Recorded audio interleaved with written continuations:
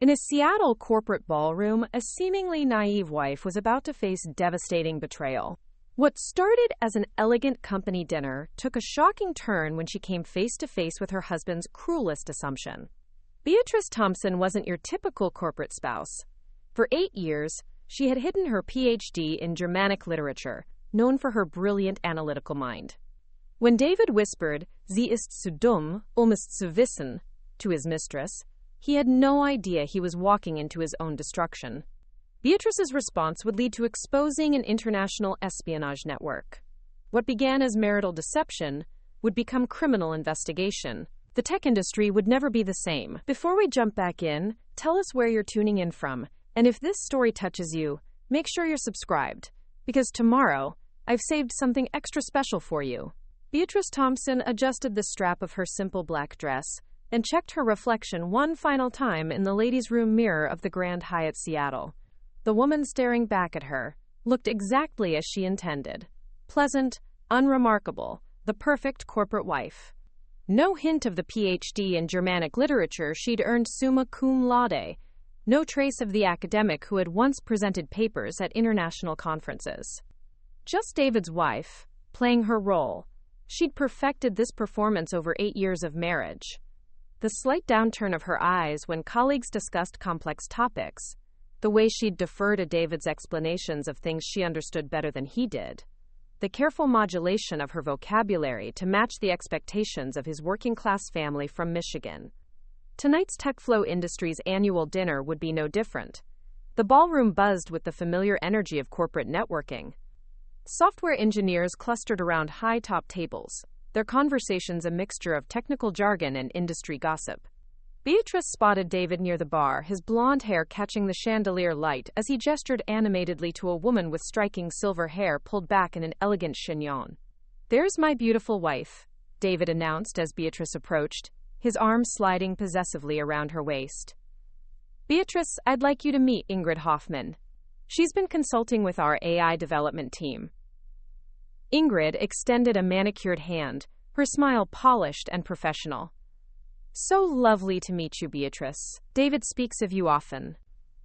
"Nothing too embarrassing, I hope," Beatrice replied with the self-deprecating laugh she'd mastered, noting how Ingrid's grip lingered a fraction too long, how her eyes held David's with practiced intimacy. The signs were subtle but unmistakable to someone trained in textual analysis. The micro-expressions, the body language, the careful choreography of two people hiding a connection. "Ingrid's from Berlin originally," David continued, oblivious to Beatrice's observations. "She's been invaluable in helping us understand the European market." "How exciting," Beatrice said, channeling the kind of wide-eyed enthusiasm David's family expected from her. "I've always wanted to visit Europe. It must be so sophisticated there." Ingrid's smile sharpened almost imperceptibly. "Perhaps someday. Though I imagine someone like you would find it quite overwhelming." The condescension was wrapped in silk, but Beatrice caught it. She'd heard variations of this sentiment for years, from David's mother, who questioned why her son needed a wife with fancy degrees, from his sister Sarah, who seemed perpetually defensive around Beatrice's education, from David himself in unguarded moments when he'd make jokes about her book learning. "I'm sure you're right," Beatrice replied mildly, filing away the interaction for later analysis. Dinner proceeded with the usual corporate theater. Beatrice sat beside David, nodding at appropriate moments, asking simple questions that made the men at their table feel clever for explaining basic concepts. She'd become an expert at this particular form of invisibility, present enough to fulfill her role as dutiful spouse, invisible enough to be ignored when conversations turned serious. The evening's turning point came during cocktails after the main course. David had excused himself to speak with his supervisor, leaving Beatrice alone with her wine. She was contemplating the irony of sitting in a room full of intelligent people while pretending to be something she wasn't, when she heard familiar sounds from the next table, the crisp consonants and flowing vowels of German. Beatrice's body went still. She hadn't heard German spoken in public for months, hadn't allowed herself to even think in the language that had once been as natural to her as breathing. Her dissertation on Kafka's influence on contemporary German literature felt like another lifetime, buried beneath years of deliberate diminishment. David's voice cut through her nostalgia like ice water. He stood near the bar with Ingrid, their heads bent close together, speaking in low tones that wouldn't carry to English speakers. But Beatrice understood every word. "Sie ist zu dumm, es zu wissen," David murmured, his hand resting on Ingrid's lower back. "She's too stupid to know." Ingrid's laugh was soft and cruel. "Du bist sicher? Sie scheint aufmerksam." "You're certain?" "She seems observant." "Vertrau mir. Sie versteht nichts von dem, was wir tun. Sie kann kaum ein Scheckbuch ausgleichen, geschweige denn unsere Geschäfte verstehen. Trust me. She understands nothing about what we do. She can barely balance a checkbook, let alone comprehend our business." The words hit Beatrice like physical blows. 8 years of marriage reduced to casual cruelty, spoken in a language David assumed she couldn't understand. The affair was devastating enough, but the contempt, the absolute certainty that she was too stupid to threaten their plans, that cut deeper than infidelity. "Wie lang noch?" Ingrid asked. "How much longer?" "Ein paar Monate. Dann können wir verschwinden. Weber hat alles arrangiert." "A few months. Then we can disappear." "Weber has arranged everything." Beatrice's academic mind, dormant for so long, suddenly blazed to life. Weber, a German name. Plans to disappear. This wasn't just an affair. This was something larger, more dangerous. She forced herself to remain motionless, to keep her expression bland and slightly bored. Years of hiding her intelligence had taught her the art of appearing vacant while her mind raced. She catalogued every word, every nuance, filing them away with the precision of someone trained in literary analysis. David returned to the table moments later, his face the picture of husbandly devotion. "Sorry about that, honey. Just boring work stuff." "Of course," Beatrice replied, her voice steady despite the earthquake happening inside her chest. "You know I don't understand that technical stuff anyway." He kissed her temple with the casual affection of 8 years of marriage. "That's my girl, simple and sweet, just the way I like you." The rest of the evening passed in a surreal haze. Beatrice smiled, laughed at appropriate moments, played her role perfectly while her world crumbled around her. Every interaction felt like theater now. David's protective gestures, his colleagues' polite inclusion, the entire edifice of her carefully constructed life revealed as nothing more than an elaborate performance. As they walked to their car, David chatted about the evening's networking opportunities, completely unaware that his wife, his stupid, simple wife, now possessed knowledge that could destroy him. Beatrice nodded and made appropriate sounds, but inside, her analytical mind was already working. She'd spent 8 years hiding her intelligence, diminishing herself to fit into David's world. But sitting in that ballroom, listening to her husband's casual cruelty, something fundamental had shifted. The woman who had once written a dissertation on the power of hidden meanings in literature was about to discover just how dangerous it could be to underestimate someone you thought you knew. The drive home was quiet, David humming contentedly while Beatrice stared out at the Seattle skyline. She couldn't unknow what she'd heard tonight. More importantly, she wouldn't. The drive home was quiet, David humming contentedly while Beatrice stared out at the Seattle skyline. She couldn't unknow what she'd heard tonight. More importantly, she wouldn't. 3 days later, Beatrice stood in David's home office, her heart hammering against her ribs. He'd left for another routine client meeting, the kind that had become increasingly frequent over the past 6 months, the kind that now made perfect sense. She'd waited until his car disappeared around the corner before approaching the mahogany desk that had always been strictly off-limits. My work sanctuary, he'd called it, with that charming smile that once made her feel cherished. Now she wondered how many lies that smile had hidden. The first drawer revealed nothing unusual. Pens, business cards, the detritus of corporate life. But the bottom drawer stuck, and when she finally worked it free, her breath caught. Bank statements from an account she'd never seen, showing deposits that dwarfed David's salary. 20,000 here, 50,000 there, amounts that should have been impossible on a software engineer's income. Craftwork Technologies. she whispered, reading the wire transfer details. The German company Ingrid claimed to represent. Each transaction was precisely documented, methodical in a way that spoke of long-term planning. Her hands trembled as she photographed each statement with her phone. 8 years of marriage, and she'd never questioned David's explanation that his modest salary was supplemented by occasional consulting work.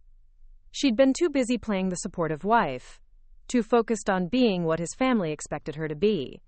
The computer proved more challenging. David had always been paranoid about security, but Beatrice remembered him typing his password countless times, their wedding anniversary, followed by his mother's maiden name. His sentimentality, once endearing, now worked against him. The screen flickered to life, revealing a desktop she'd never seen. Multiple folders with cryptic names, but one caught her attention. KW_correspondence. Klaus Weber, perhaps? The same Weber mentioned in last night's conversation? Inside were dozens of emails in German, meticulously organized by date. Beatrice's rusty translation skills slowly awakened as she read through David's communications with someone identified only as KW. Die Algorithmen sind fast fertig, David had written. The algorithms are almost ready. Meine Frau vermutet nichts. My wife suspects nothing. Beatrice's vision blurred. Not only had David been stealing from his company, he'd been using her as a character reference. The stupid wife who provided perfect cover for his criminal activities. A car door slammed outside. Panic shot through her as she quickly closed the files and shut down the computer. David's key turned in the front door just as she emerged from his office, a dust cloth in her hand.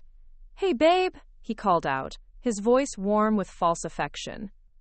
"What are you up to?" "Just cleaning," she replied, proud of how steady her voice sounded. "You know how I like to keep busy." He kissed her cheek, the same casual gesture from hundreds of ordinary days. "That's my girl. Always taking care of things." That evening, Beatrice sat in her car, outside her mother's modest house in Ballard, her hands still shaking. Carol Thompson had raised her daughter to be independent, to value education and intellectual curiosity. The woman who answered the door looked nothing like the diminished wife Beatrice had become. "Sweetheart, you look pale," Carol said, ushering her inside. "What's wrong?" For 8 years, Beatrice had deflected her mother's gentle questions about her marriage, her career, her obvious unhappiness. But sitting in the familiar kitchen where she'd once done homework and dreamed of academic glory, the careful facade finally cracked. "Mom," she whispered, "I think I've made a terrible mistake." Carol poured tea with the same methodical care she'd once used to grade student papers. "Tell me." The story poured out. The hidden PhD, the suppressed intelligence, the years of playing a role that had become a prison. But she stopped short of revealing David's crimes. Those secrets were too dangerous to share, even with her mother. "I've lost myself," Beatrice finished. "I don't know who I am anymore." Carol reached across the table and took her daughter's hands. "I know exactly who you are. You're the little girl who learned to read before kindergarten, who wrote poetry in 3 languages by high school, who earned a doctoral degree because you loved learning.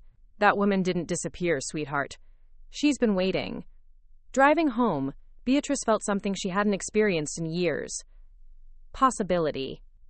David's betrayal had shattered her carefully constructed world, but it had also revealed something crucial.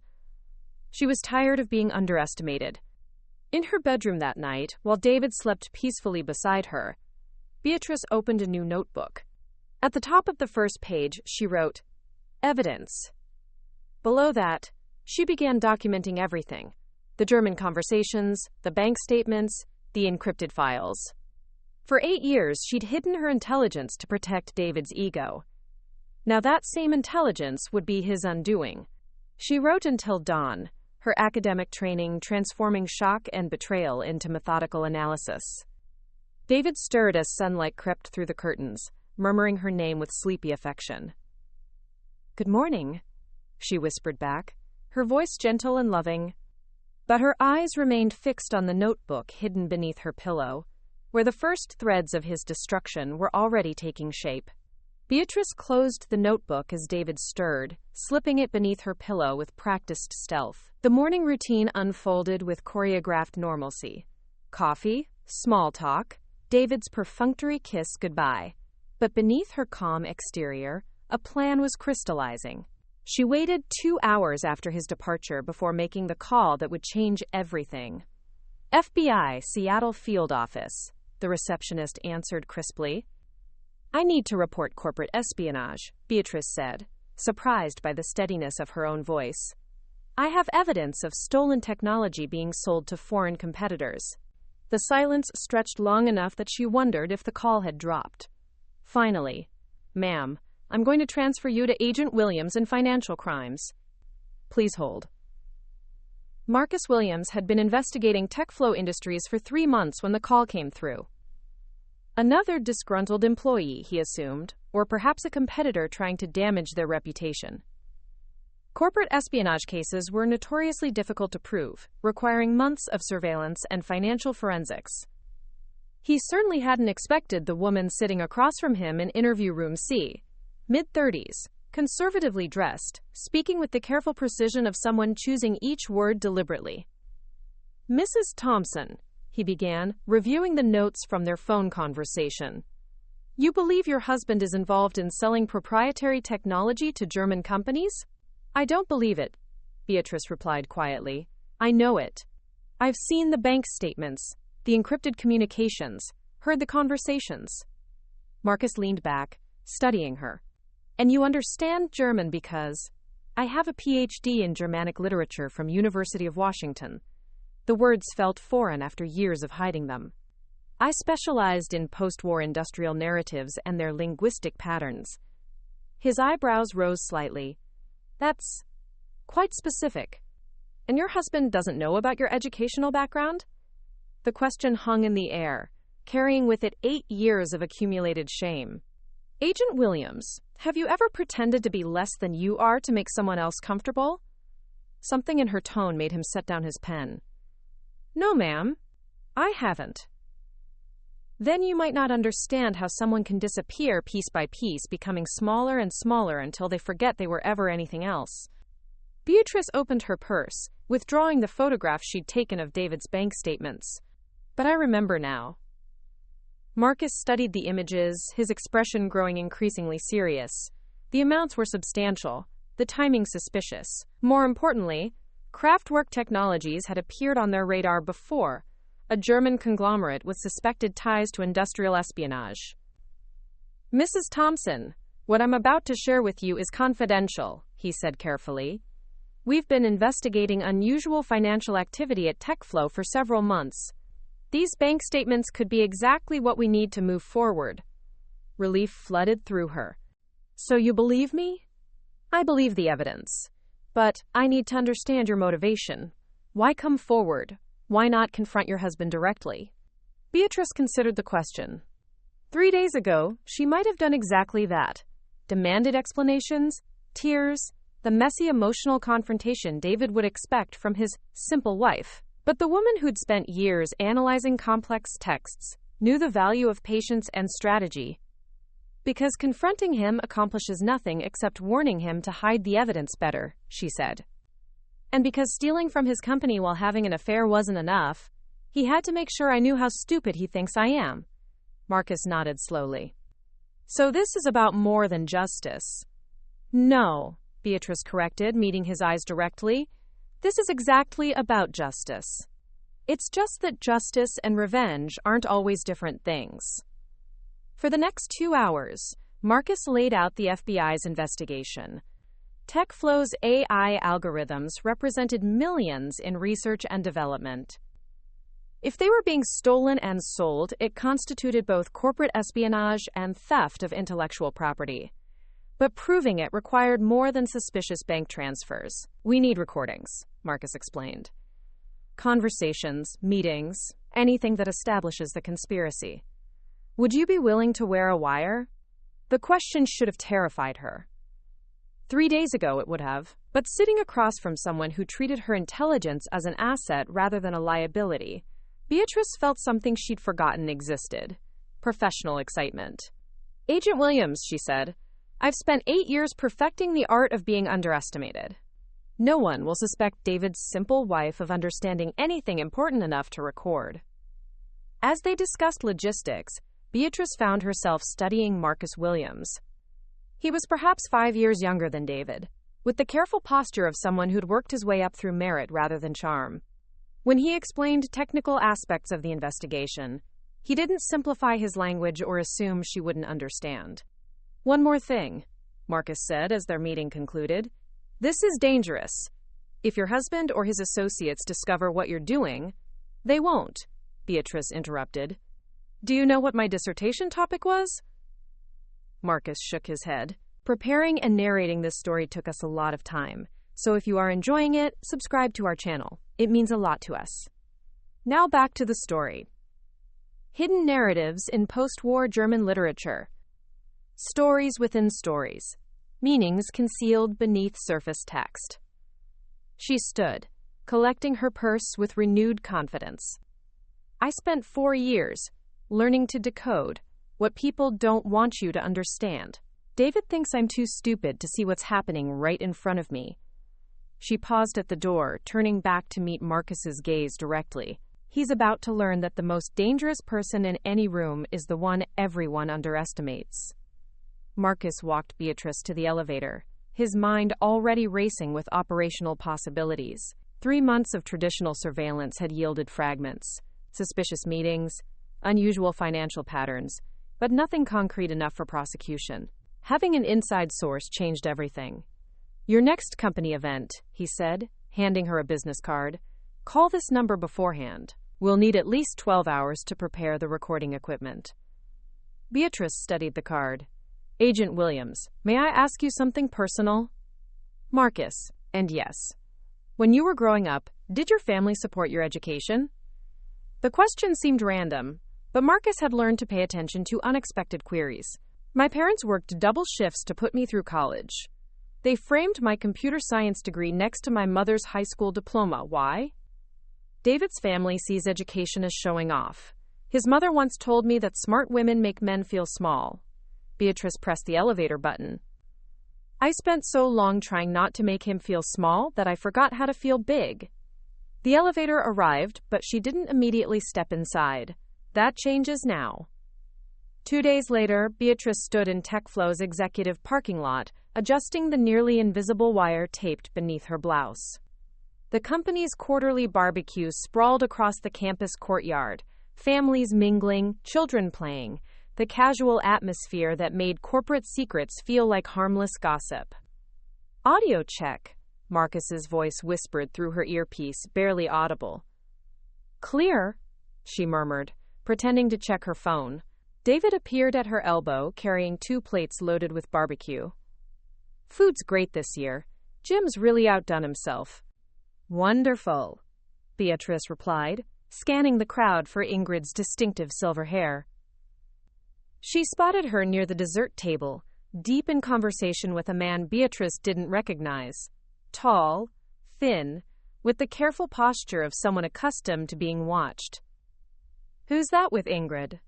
she asked David, injecting just enough casual curiosity to sound like a wife making small talk. David followed her gaze, his expression flickering almost imperceptibly. "Klaus Weber. He's visiting from Berlin, potential investor in our AI division." Klaus Weber. The mysterious KW from David's emails, here in Seattle. Beatrice felt her pulse quicken but maintained her bland expression. "How exciting! Will you get to work with him?" "Maybe," David said, his attention already drifting. "Nothing you'd find interesting, though. Very technical stuff." An hour later, Beatrice found herself standing near the beverage station when Weber approached. Up close, he was younger than she'd expected, perhaps mid-40s, with intelligent eyes that seemed to catalog everything they observed. "You must be David's wife," he said in accented English. "Ingrid has mentioned you."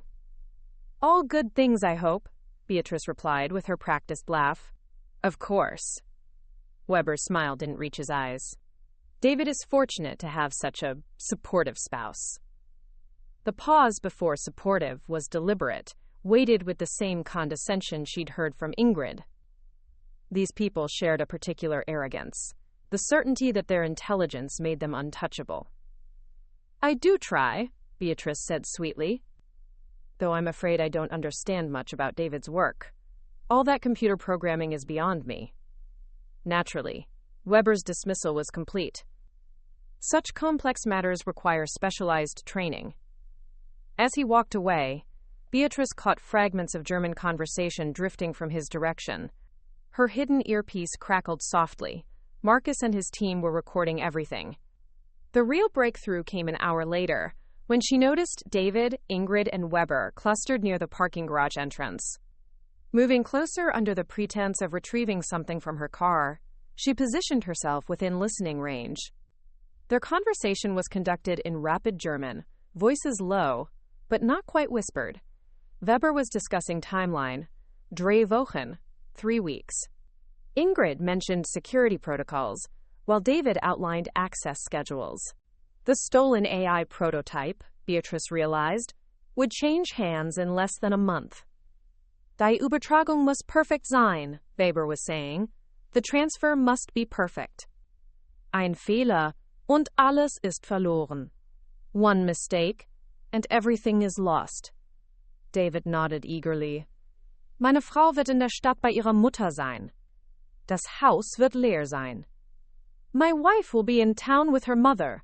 The house will be empty. Beatrice's blood chilled. They were planning to use her absence, an absence David would arrange, to complete their final theft. Her own marriage had become part of their operational security.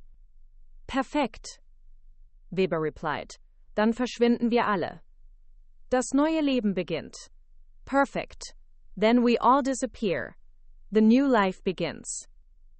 As the group dispersed, Beatrice remained by her car, processing what she'd heard. 3 weeks to gather enough evidence for arrests. 3 weeks before David, Ingrid, and Weber vanished with millions in stolen technology. That evening, as David hummed contentedly in the shower, Beatrice sat at her kitchen table reviewing the day's intelligence with Marcus over a secure phone line. Excellent work, Marcus said. Weber's presence confirms this is bigger than we initially suspected. International conspiracy, organized theft of intellectual property. We're looking at federal charges that could put them away for decades. What's our next step? More recordings. We need to establish the full scope of their network, identify other participants, document the transfer protocols. Marcus paused. Beatrice, I have to ask, are you okay with this? Psychologically, I mean. Living with this knowledge, maintaining the pretense? Beatrice considered the question.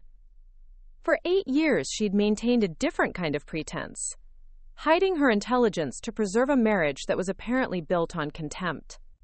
This deception felt different, purposeful, empowering. Agent Williams. Marcus, she corrected herself. Do you know what the most liberating thing about all this is? Tell me. For the first time in 8 years, I'm using my brain for something that matters. I'm not hiding anymore. I'm hunting. 3 weeks felt like both an eternity and an instant.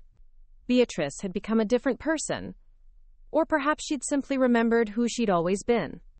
Each day brought new intelligence, new recordings, new pieces of a puzzle that revealed just how extensive David's betrayal had become. The breakthrough came from an unexpected source. Sarah Thompson stood on Beatrice's doorstep Tuesday evening, her usually composed demeanor fractured with worry. David's sister had always maintained careful distance from Beatrice, their relationship polite but strained by unspoken class tensions. Can I come in? Sarah asked. I need to talk to someone, and your family. They sat in Beatrice's living room, an awkward silence stretching between them. Sarah worked as a paralegal at a downtown firm, methodical and careful with details, traits that had apparently extended to observing her brother's behavior. Beatrice, I think David might be in trouble, Sarah finally said. Financial trouble, maybe worse. Beatrice kept her expression carefully neutral. What makes you say that? He's been asking strange questions. About money laundering laws. About what kinds of evidence prosecutors need for conviction. He claims it's research for a crime novel he's writing, but David hasn't read a book since high school. The irony was almost painful. Sarah suspected David's criminal activity based on his sudden interest in criminal law, while Beatrice had documented his actual crimes through careful surveillance. Both sisters-in-law were investigators now, approaching the same truth from different angles. There's something else, Sarah continued. Last week, he asked me to research property laws in countries without extradition treaties with the U.S. Said it was for his novel's plot, but she trailed off, uncertainty clouding her features. But you don't believe him. I think my brother is planning to disappear. Beatrice made a decision that would have terrified her 3 weeks ago. Sarah, what I'm about to tell you must stay between us. David isn't writing a novel. He's stealing technology from TechFlow and selling it to German competitors. Sarah's face went white. That's impossible. David wouldn't.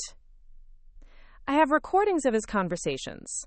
Copies of financial statements showing payments from Kraftwerk Technologies, documented evidence of his affair with Ingrid Hoffman. Beatrice's voice remained steady, professional. Your brother is planning to flee the country in less than 2 weeks. The revelation hung between them like a physical presence. Sarah stared at her hands, processing information that contradicted everything she'd believed about her family. You're working with the FBI, Sarah said finally. It wasn't a question. Yes. How long have you known? 3 weeks. Since the company dinner when I overheard him speaking German with Ingrid. Sarah looked up sharply. You understand German? I have a PhD in Germanic Literature. Jesus Christ, Beatrice. We've been treating you like you're simple for 8 years and you have a doctorate? The question carried 8 years of accumulated guilt, recognition of how thoroughly they'd all underestimated her. But Beatrice felt no satisfaction in Sarah's shock, only the weary recognition of time that couldn't be recovered. I let you treat me that way, Beatrice said quietly. I thought it would make David happy, make his family accept me. I was wrong about a lot of things. They sat in silence, both women grappling with the collapse of their assumptions. Finally, Sarah spoke again. What do you need from me? The offer of alliance was unexpected, but invaluable. David trusts you. If he's planning something for this weekend, the final theft, maybe. He might tell you details he wouldn't share with anyone else. You want me to spy on my own brother. I want you to help prevent him from destroying more lives. Beatrice leaned forward, her academic training lending weight to her words. Sarah, this isn't just about stolen technology. David's actions could collapse TechFlow, cost hundreds of people their jobs. And when the FBI arrests him, and they will, his criminal record will destroy any chance at a normal life. Sarah nodded slowly. What do I need to do? That evening, while David attended what he claimed was a routine team meeting, Beatrice called Marcus with an update. The FBI had been building their case methodically, but Sarah's intelligence about David's legal research suggested an accelerated timeline. He's getting nervous, Marcus said. That's good news for us. Nervous criminals make mistakes. But it also means we need to move faster. Sarah's going to help. She'll try to get information about their final plans. Beatrice, I have to warn you. We're reaching the point where your safety becomes a concern. If David or his associates suspect you're compromised, they won't, she interrupted. I've been invisible to them for 8 years. They see exactly what they expect to see. But even as she spoke the words, Beatrice felt a chill of uncertainty. Klaus Weber's calculating gaze at the barbecue, Ingrid's testing comments in German, David's increasing paranoia, the signs were accumulating. How long could she maintain her facade when the stakes kept rising? And what would happen when her carefully constructed invisibility finally shattered? The answer would come sooner than she expected, in ways that would test every skill she'd developed as both scholar and spy. The answer would come sooner than she expected, in ways that would test every skill she'd developed as both scholar and spy. Marcus adjusted his earpiece one final time, watching Beatrice through the surveillance van's tinted windows. The Seattle Convention Center buzzed with the artificial energy of TechFlow's Innovation Summit, a hastily arranged conference designed to lure Klaus Weber into FBI custody. "Remember," Marcus said into his microphone, "your job is to stay close to David and record whatever you can. Don't take unnecessary risks." Beatrice touched her earpiece briefly, their agreed signal for understanding. She looked every inch the dutiful corporate wife in her navy blazer and pearl necklace, the picture of harmless respectability that had protected her for weeks. Inside the convention center, David guided her through clusters of attendees with proprietary pride. "Big day today, honey. Weber's really interested in our AI algorithms. Could mean major expansion opportunities." "How wonderful," Beatrice replied, scanning the crowd for Weber's familiar figure. She spotted him near the demonstration area, speaking intently with Ingrid and two men she didn't recognize. "Is that him by the displays?" "Yeah, that's Klaus. Come on, I'll introduce you properly." As they approached Weber's group, Beatrice felt the familiar electricity of danger. These weren't just corporate criminals. There was something military in their bearing, a precision that spoke of serious training. "Klaus," David called out warmly, "I'd like you to meet my wife, Beatrice." Weber's handshake was firm, his smile practiced. "Ah, yes, the lovely Mrs. Thompson. David speaks of you often." "All boring domestic stuff, I'm sure," Beatrice laughed, activating the recording device with a subtle gesture. "I hope David's been helpful with your business here." "Extremely helpful," Weber replied, his eyes never quite leaving her face. Something in his scrutiny made her pulse quicken, but she maintained her bland expression. Ingrid materialized at Weber's shoulder, elegant in charcoal silk. "Beatrice, how nice to see you again. That's a beautiful necklace." "Thank you. David gave it to me for our anniversary." The lie came easily. The necklace actually contained her backup recording device, Marcus's insurance against technical failure. "8 Jahre, nicht wahr?" Ingrid said casually. 8 years, isn't that right? The question was in German, seemingly innocent, but clearly a test. Beatrice felt sweat prickle along her spine as she maintained eye contact, her expression puzzled. "I'm sorry, I don't understand," she said with perfect confusion. "Was that German?" "How exotic." Ingrid's smile sharpened. "Just commenting on your beautiful marriage. 8 years is quite an accomplishment." "We've been very blessed," Beatrice replied, her heart hammering against her ribs. The test had been subtle but unmistakable, and she'd passed, maintaining her cover through years of practiced deception. David beamed with husbandly pride. "Beatrice doesn't need to worry about business complications. I handle all that complex stuff." "Naturally," Weber said, but his eyes remained calculating. "Perhaps we could discuss those complications privately?" The prototype demonstration is scheduled for this afternoon. As the men moved toward a quieter area, Ingrid lingered beside Beatrice. "You know, Mrs. Thompson, you seem very observant for someone who doesn't understand business." "I just try to support David however I can," Beatrice replied carefully, "though I admit most of it goes over my head." "Does it?" Ingrid's tone carried a new edge. "Because I could swear you reacted when Klaus mentioned the Mueller algorithms earlier. Most people wouldn't recognize that terminology." Panic flashed through Beatrice's mind. She'd allowed her academic training to show, responding to technical language with recognition rather than confusion. The mistake could be fatal. "I probably just looked confused," she said, with self-deprecating humor. "David always teases me about my blank stare during technical discussions."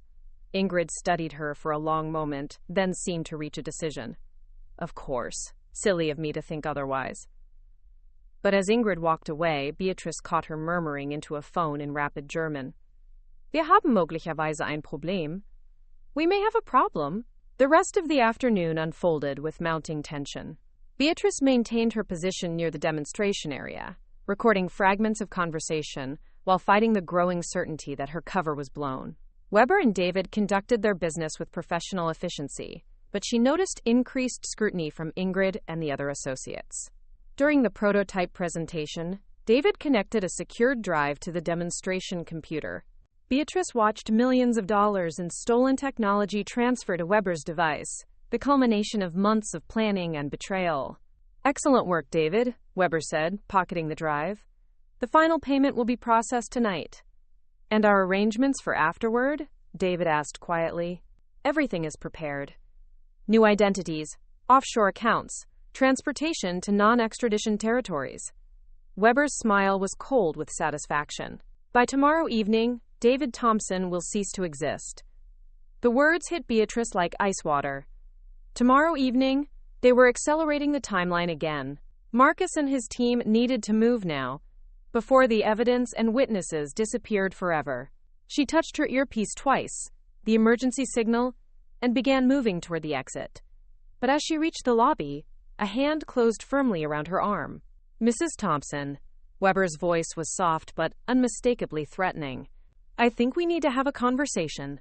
Marcus's voice crackled through her earpiece. "Beatrice, get out now. We're moving in." But it was too late. Weber's grip tightened as he guided her toward a service corridor, away from the crowds and cameras. Behind them, Ingrid and the other associates formed a casual but effective barrier. "You know," Weber said conversationally, "your German is quite good for someone who supposedly doesn't speak the language, particularly your understanding of technical terminology." Beatrice's mind raced, seeking escape routes or explanations, but the corridor stretched empty ahead of them. 8 years of hiding her intelligence had taught her to think quickly under pressure, but this situation was beyond anything she'd prepared for. "I don't know what you mean," she said, but her voice carried less conviction than before. Weber stopped walking and turned to face her directly. "Dr. Beatrice Thompson, Ph.D. in Germanic Literature, University of Washington, magna cum laude. Dissertation topic: Hidden Narratives in Post-War German Industrial Literature." The words fell like hammer blows. They knew everything: her education, her background, probably her connection to the FBI. The careful invisibility she'd maintained for weeks had finally shattered. "The question now," Weber continued, "is what we do with someone who's been listening to conversations she was never meant to understand." In the distance, Beatrice could hear shouts and running footsteps as the FBI moved through the convention center. But the corridor remained empty, except for Weber, Ingrid, and the associates, who now blocked any retreat. Her phone buzzed with an incoming call. Marcus, probably. But Weber plucked it from her hands before she could answer. "I'm afraid you won't be needing this anymore," he said, his tone conversational despite the implicit threat. "We have some traveling to do." Marcus heard shouts and running footsteps as the FBI moved through the convention center, but the corridor remained empty except for Weber, Ingrid, and the associates who blocked Beatrice's retreat. "Control, this is Williams," Marcus spoke urgently into his radio. "Primary asset is compromised. Hostage situation in progress." Through his earpiece, he could hear fragments of Weber's conversation with Beatrice, the cold professionalism of someone accustomed to eliminating problems. The sting operation had succeeded in gathering evidence, but at a cost Marcus hadn't anticipated. "All units converge on the South Service Corridor," came the response. "Suspects are armed and considered extremely dangerous." Beatrice's voice came through clearly now, steady despite the circumstances. "Whatever you're planning, Agent Williams is already moving. The FBI has everything they need." Weber's laugh was genuinely amused. "Dr. Thompson, do you really think we haven't planned for this contingency? Your federal friends are about to discover that Klaus Weber died in a car accident in Berlin 3 weeks ago. The man they're chasing doesn't officially exist." The implication was chilling. If Weber was operating under a false identity, traditional law enforcement protocols would be useless.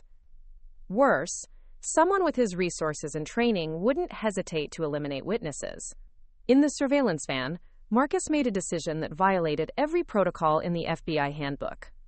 "This is Williams. I'm going in alone. Maintain perimeter but do not engage until I give the signal." "Sir, that's an order." Marcus moved through the convention center service areas with the methodical precision of his federal training. But as he tracked Weber's group through increasingly isolated corridors, he realized they were being herded, guided toward an exit that would give the criminals maximum tactical advantage. His earpiece crackled with Beatrice's voice. "They're moving toward the loading dock. 3 men plus Weber and Ingrid." They have a van waiting. She was still feeding him intelligence even while being held hostage. The woman who'd spent 8 years hiding her capabilities was now using them to coordinate her own rescue. Marcus reached the loading dock as Weber's group emerged into Seattle's gray afternoon. A black van idled nearby, engine running, rear doors open. Professional extraction, planned and rehearsed. "Federal agent!" Marcus called out, his weapon drawn but not yet aimed. "Klaus Weber, you're under arrest for corporate espionage and kidnapping." Weber paused, Beatrice still gripped firmly beside him. "Agent Williams, I presume. Dr. Thompson has told us so much about you. Let her go. Your quarrel is with the FBI, not with her." "On the contrary," Weber replied. "Dr. Thompson has been instrumental in damaging our operation. That requires correction." Ingrid had moved to flank Marcus's position, while the other associates spread out with practiced efficiency. Marcus recognized the formation. Military-trained operatives who'd done this before. "You're surrounded," Marcus said, hoping it was true. "Release Mrs. Thompson and surrender peacefully." "I'm afraid that's not possible." Weber's grip on Beatrice tightened. "You see, we've invested considerable time and resources in David's cooperation. Losing him to federal prosecution would be inconvenient." The pieces clicked together in Marcus's mind. This wasn't just about escaping with stolen technology. They were planning to eliminate everyone who could testify against their network. "David doesn't know, does he?" Beatrice said suddenly. "He thinks you're just taking him to a new life, but you're planning to kill him once you have everything you need." Weber's smile confirmed her analysis. "Your husband was always expendable, Dr. Thompson. Useful, but expendable." Beatrice's voice carried a new edge of anger. "You bastard! He betrayed everything for you, and you're going to murder him anyway." "Betrayal is such an ugly word," Weber replied. "David made his choices. As are you making yours now." Marcus saw the shift in Weber's posture, the subtle preparation for violence. 8 years of federal training kicked in as he calculated angles, distances, possibilities. But with Beatrice positioned as a human shield, his options were severely limited. "Agent Williams," Beatrice said clearly, "do you remember what I told you about hidden narratives?" The question seemed random, but Marcus had learned to trust her analytical mind. "Stories within stories," he replied carefully. "Exactly. Sometimes the most important information is what people don't say." Her eyes met his across the loading dock. "For instance, they haven't mentioned the recording device in my necklace." Weber's head snapped toward her, but Beatrice was already moving. 8 years of suppressed intelligence exploded into action as she twisted away from Weber's grip, using her smaller size and academic knowledge of human anatomy to break free. Marcus didn't hesitate. His first shot took down the associate moving to flank him, while his second sent Ingrid diving for cover behind a concrete pillar.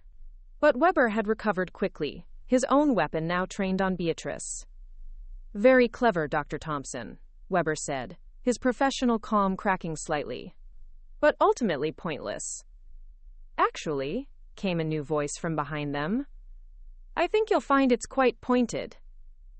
David stepped into view from behind the van, but something was wrong with his posture, his expression. The charming confidence had been replaced by something harder, more focused. "Hello, Klaus," David continued, his voice carrying an authority Marcus had never heard before. "Or should I say, Colonel Weber, former DDR intelligence, currently wanted by Interpol for arms trafficking." Weber's weapon wavered between Beatrice and David. "What game are you playing?" "No game," David replied, producing a federal badge from his jacket. "Agent David Chen, FBI Financial Crimes, undercover for the past 18 months. The revelation hit everyone simultaneously.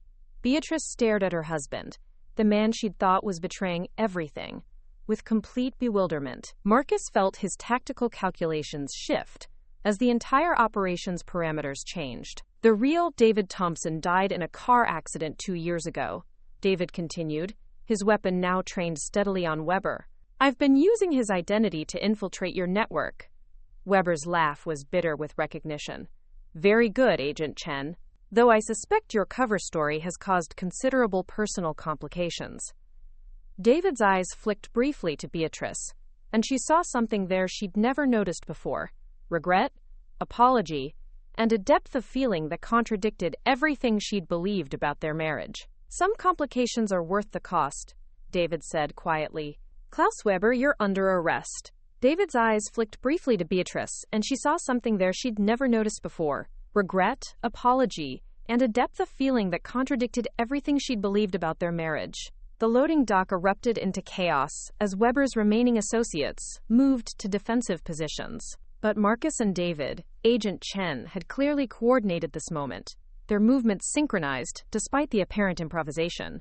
Beatrice, get down, David shouted, but she was already diving behind a shipping container, her academic mind cataloging the impossible revelation. 8 years of marriage to a man who wasn't who he claimed to be. A federal agent who'd been living undercover while she'd been investigating him. The irony was staggering. She'd spent weeks gathering evidence against her husband for corporate espionage, while he'd been gathering evidence against the same criminals from the inside.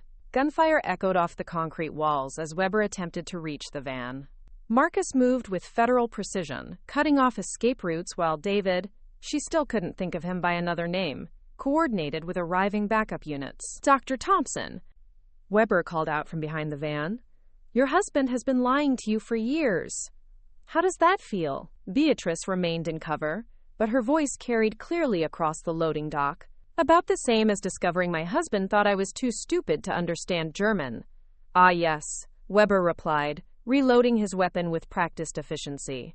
But which betrayal hurts more? The one you discovered, or the one you never suspected?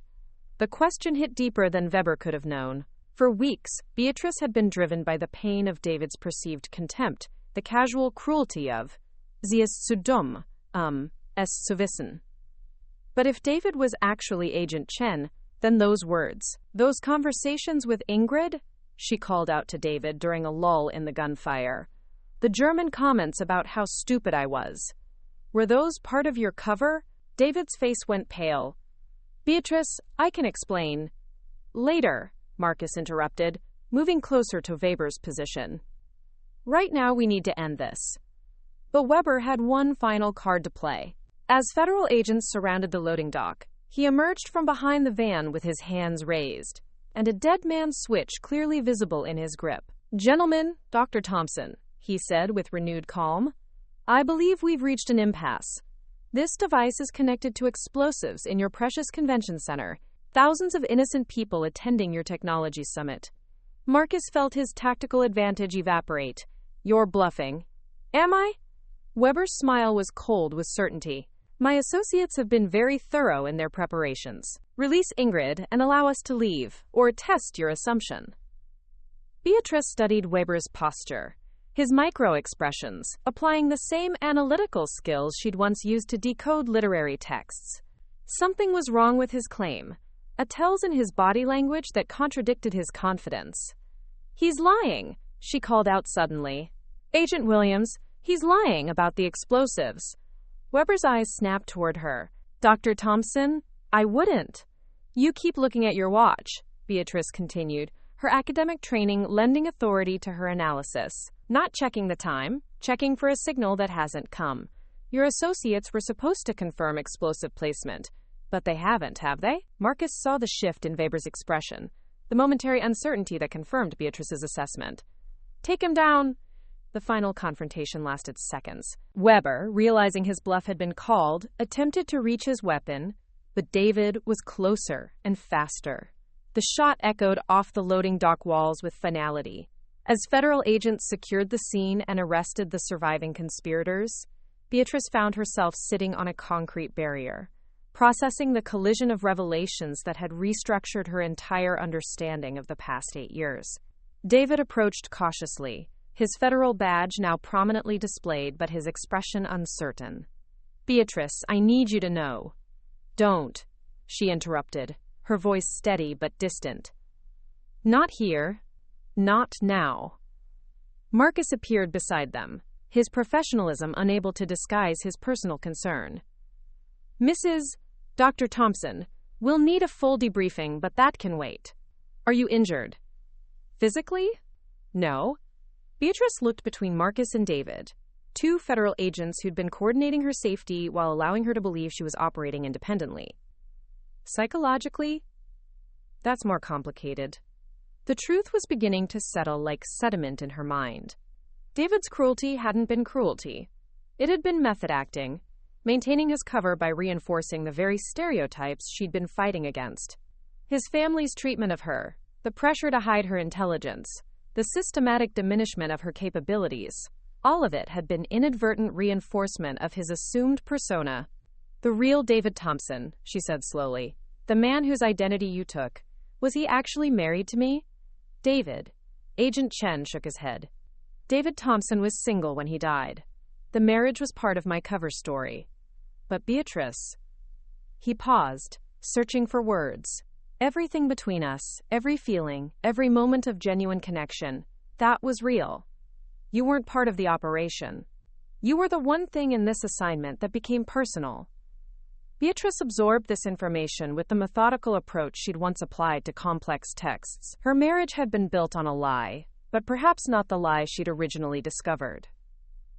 Agent Chen, she said formally, what was your real assessment of my intelligence? The question hung between them, carrying 8 years of suppressed identity and weeks of dangerous investigation. You're brilliant, David replied simply. Your analysis of Weber's network, your ability to decode communications, your performance under pressure. You've been the most capable operative on this case. Then why did you let me believe you thought I was stupid? David's face crumpled with genuine anguish. Because maintaining my cover required becoming someone I despised. David Thompson was supposed to be a small-minded man who'd married beneath his intellectual level, playing that role, especially with you. He shook his head. It was the hardest part of this assignment. Marcus watched the exchange with growing understanding. Dr. Thompson, did you know? About Agent Chen's real identity? No, Beatrice replied, but then paused, her analytical mind examining 8 years of accumulated data with new perspective. But there were inconsistencies. Technical knowledge he shouldn't have had, security awareness that seemed excessive for a software engineer, moments when his personality would shift subtly. She looked directly at David for the first time since the revelation. I spent so long hiding who I was to fit your expectations. I never noticed you were hiding who you were too. The loading dock had been cleared of everyone except essential personnel, but Beatrice felt exposed, vulnerable in ways that had nothing to do with physical danger. 8 years of marriage, weeks of investigation, and now the recognition that her fundamental assumptions about her life had been wrong. What happens now? She asked, the question directed at both men and neither. Marcus spoke first. Legally, your testimony will be crucial for prosecution. Weber's network extends far beyond what we initially suspected. And personally? Beatrice's voice was quiet but steady. David started to respond, but she held up a hand. Don't answer that yet. I need time to process what's real and what was performance. As federal agents led away the last of Weber's associates, Beatrice remained seated on the concrete barrier, watching the systematic dismantling of a criminal enterprise she'd helped expose. Her hidden intelligence had finally found its purpose, but the cost was the destruction of everything she'd believed about her life. The woman who'd entered the convention center that morning as Mrs. David Thompson, dutiful corporate wife, no longer existed. What remained was Dr. Beatrice Thompson, federal informant, someone who'd discovered that the most dangerous deceptions were the ones people practiced on themselves. What remained was Dr. Beatrice Thompson, federal informant, someone who discovered that the most dangerous deceptions were the ones people practiced on themselves. 6 weeks later, Beatrice sat in the federal courthouse, her testimony complete, but the weight of revelation still settling in her chest. The prosecution of Weber's network had been swift and decisive. International conspiracy, theft of intellectual property, corporate espionage carrying sentences that would ensure none of them saw freedom for decades. Klaus Weber himself had been revealed as Colonel Friedrich Weber, former East German intelligence, wanted by Interpol for arms trafficking and industrial espionage spanning 3 continents. Ingrid Hoffmann was Dr. Ingrid Muller, a corporate spy whose seduction of targets had funded technology theft across 2 decades. And David Thompson, the man she'd married, lived with, and thought she'd known, remained Agent David Chen, preparing to testify in his own prosecutorial triumph. Dr. Thompson? The prosecutor's voice drew her back to the present. Thank you for your service to this investigation. Your intelligence gathering was instrumental in exposing this network. Beatrice nodded, accepting recognition that felt simultaneously validating and hollow. 8 years of hiding her capabilities, and it had taken criminal investigation to reveal her true worth, to others, and to herself. Outside the courthouse, Seattle's autumn rain created the kind of gray atmosphere that matched her internal landscape.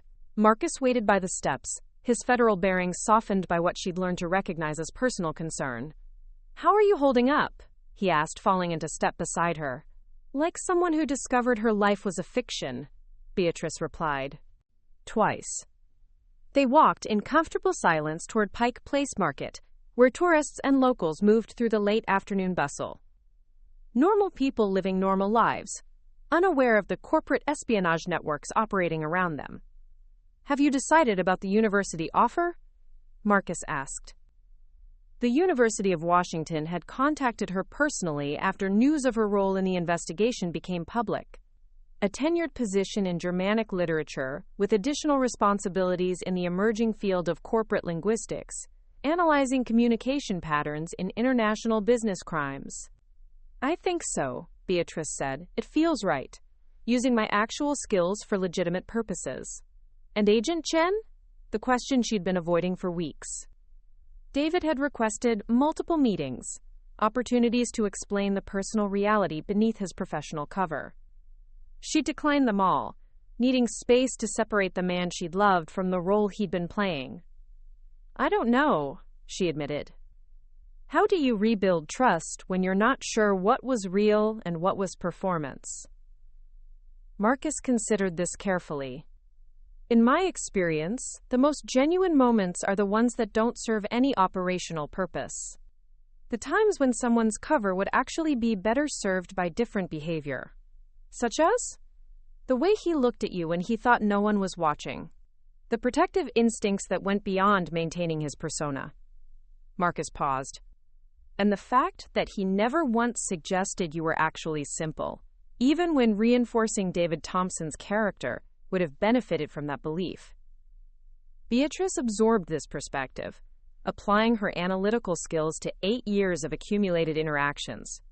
There had been moments, private conversations, quiet mornings, instances of genuine intellectual connection that hadn't served David Thompson's established personality. You think he was protecting me, she said. I think he was protecting the real you while playing a role that required him to diminish you publicly. That's a complex psychological balance. They'd reached Pike Place, where evening vendors were closing their stalls and the familiar chaos of tourism was winding down. Beatrice felt a sudden longing for the simplicity of her old life, when her biggest concern had been maintaining her invisible persona. Marcus, she said, can I ask you something personal? Always. During the investigation, when you started to care about me, was that professional or personal? Marcus stopped walking, turning to face her directly. Both. Initially professional. You were a valuable asset who needed protection. But watching you reclaim your intelligence, seeing you discover your own capabilities, he smiled. That was entirely personal. And now? Now I'm hoping a brilliant professor of Germanic literature might occasionally have dinner with a federal agent who deeply respects her mind. The offer was gentle, patient, free of the pressure that had characterized so much of her recent life. Marcus represented something she'd never experienced, a relationship built on intellectual equality rather than diminishment. I'd like that, Beatrice said. After I figure out who I actually am. I already know who you are, Marcus replied. The question is whether you're ready to be her consistently.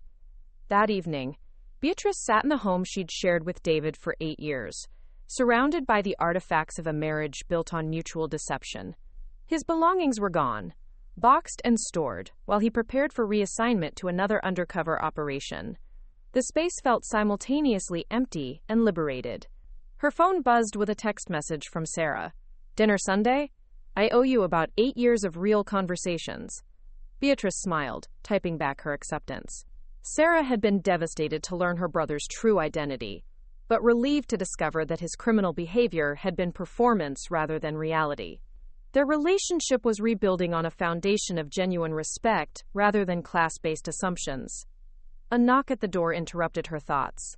Through the peephole, she saw David, Agent Chen, standing on her porch with the careful posture of someone uncertain of his welcome. Beatrice opened the door but didn't invite him inside. "Agent Chen." "David," he corrected gently. "My real name is David Chen." The personality was mostly performance. But the name? That part was real. She studied his face, applying the analytical skills that had once been reserved for literary texts. "What do you want?"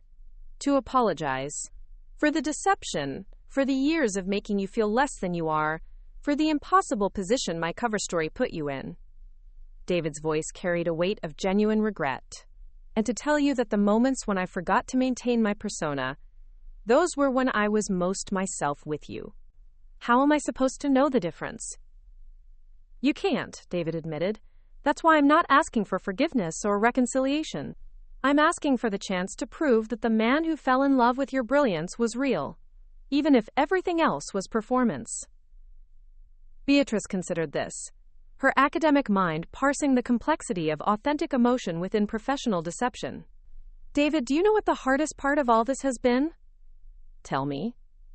"Discovering that I was capable of so much more than I allowed myself to be.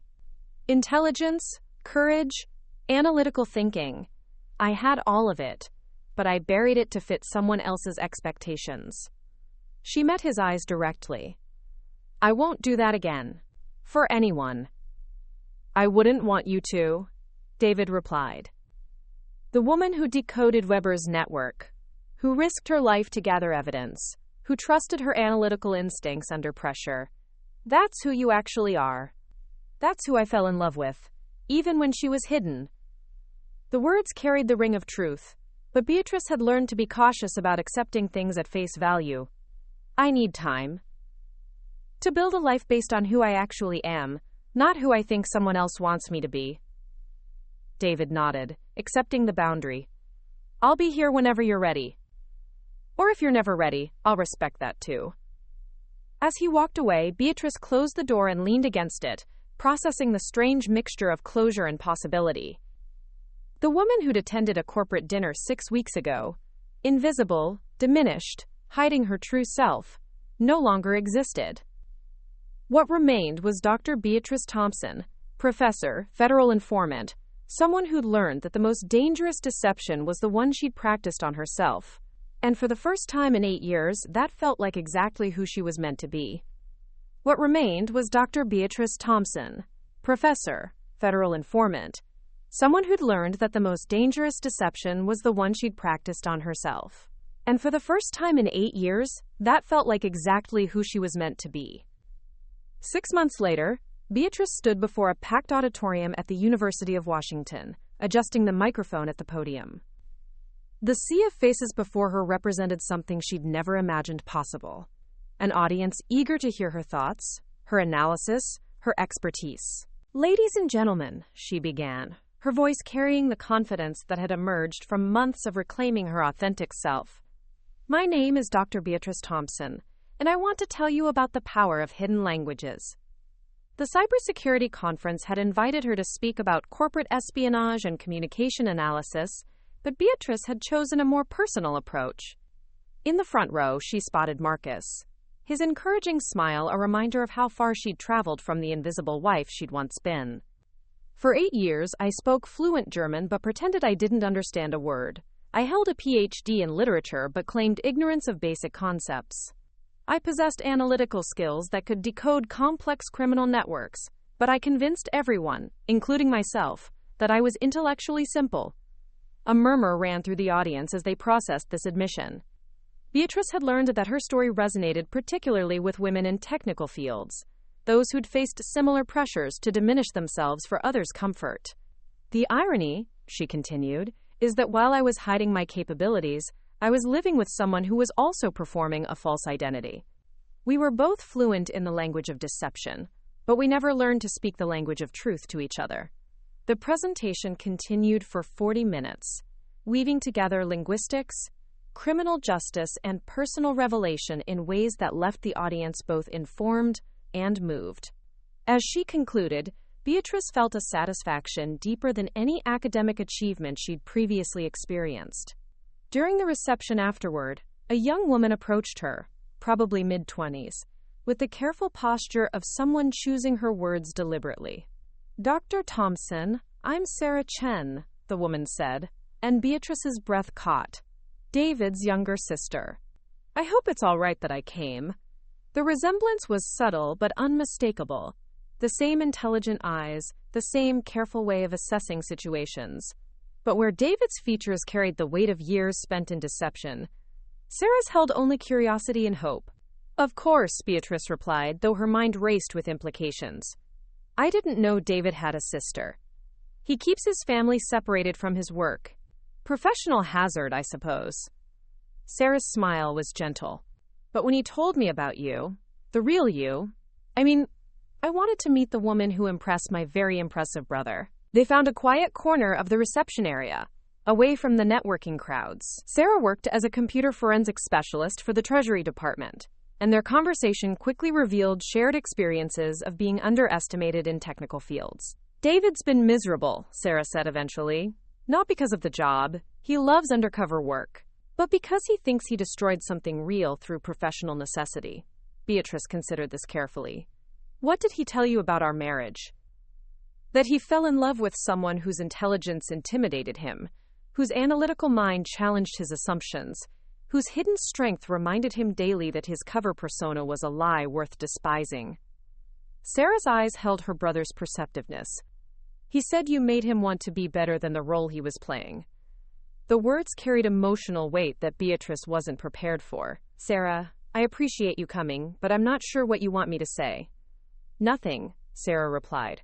"I just wanted you to know that the man who respected your mind enough to protect it, even while playing someone who diminished it, that man was real." Across the reception area, Beatrice noticed a familiar figure near the entrance. David stood uncertainly by the doors, clearly debating whether to approach. He wore civilian clothes rather than the federal agent attire she'd grown accustomed to, and something in his posture suggested vulnerability rather than professional confidence. "He doesn't know I'm here," Sarah said, following her gaze. "I may have mentioned your speaking engagement in passing." Beatrice studied David's face across the crowded room. 6 months of separation had given her perspective on their relationship, allowing her to distinguish between the performance of David Thompson and the reality of David Chen. The man by the entrance looked nothing like the condescending husband who'd whispered cruel German phrases, but everything like the person who'd once stayed up all night helping her research obscure literary references. "Dr. Thompson?" Marcus appeared at her elbow, his federal agent instincts having noticed David's arrival. "Everything all right?" "Yes," Beatrice said, surprised to realize she meant it. "Actually, I think it might be." She excused herself and walked across the reception area, her academic confidence intact but her personal uncertainty evident. David watched her approach with the careful hope of someone who'd learned not to assume welcome. "Agent Chen," she said formally. "David," he corrected gently. "Just David." David. The name felt different now, separated from the persona she'd lived with for 8 years. "Interesting timing. Sarah mentioned you were speaking. I wanted to hear what you'd discovered about yourself." His smile was tentative. Professional curiosity from someone who spent too long hiding his authentic identity. They stood in comfortable silence, two people who'd learned that the most complex deceptions were often self-imposed. Around them, conference attendees networked and discussed cybersecurity protocols, but Beatrice felt removed from the professional bustle. "I've been thinking," she said finally, "about authentic versus performed identity. About the difference between hiding who you are to deceive others and hiding who you are to protect yourself." "And your conclusion?" "That maybe we were both doing both." Beatrice met his eyes directly. "The question is whether two people who've learned to stop hiding can build something real together." David's expression shifted from careful hope to genuine surprise. Are you saying? I'm saying I'd like to find out who we actually are when we're not performing for anyone else's expectations. Beatrice smiled, feeling the rightness of the decision settle in her chest. But this time we speak only truth to each other. No roles, no personas, no hiding. Just us, David agreed. Whoever that turns out to be. As they talked, Marcus approached with Sarah, and Beatrice realized her life had become something she'd never imagined. Complex, authentic, filled with people who valued her intelligence rather than requiring her to hide it. The conference reception continued around them, but Beatrice felt a profound sense of arrival. The woman who'd discovered her husband's betrayal through overheard German conversations had become someone who used that same linguistic expertise to protect others from similar deceptions. She'd learned to speak the most important language of all, the language of truth, beginning with the truth about herself. The story that had begun with hidden meanings and secret knowledge concluded with transparency and authentic connection. And for Dr. Beatrice Thompson, that felt like the most genuine ending possible. Up next, you've got 2 more standout stories right on your screen. If this one hit the mark, you won't want to pass these up. Just click and check them out. And don't forget to subscribe and turn on the notification bell so you don't miss any upload from us.